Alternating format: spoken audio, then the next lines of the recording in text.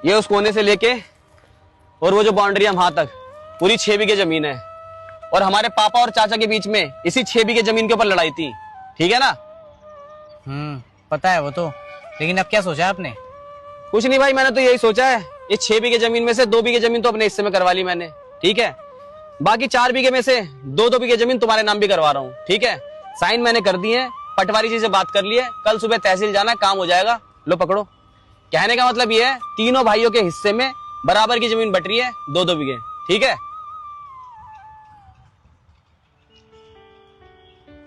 लेकिन भैया इस जमीन के तो 2 हिस्सेदार है ना, ताऊ जी और पापा जी। इस हिसाब से हम दोनों भाइयों के हिस्से में 3 बीघे जमीन आनी चाहिए।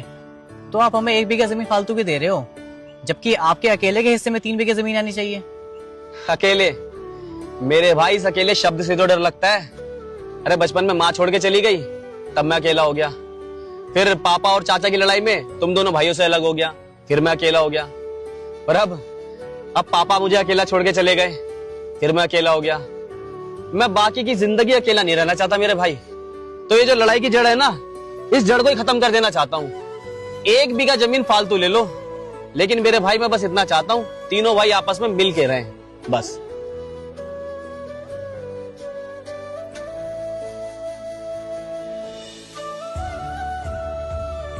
क्योंकि मेरे भाई, ये जमीन को आज तक कोई नहीं खा पाया, लेकिन ये जमीन सबको खा गई। और वैसे भी जब खून के रिश्तों में दरार पड़ती है ना, तो मुलाकात सिर्फ मौत और जनाजे पे होती है। ये तो हमने पापा और चाचा की लड़ाई में देख ही लिया है ना।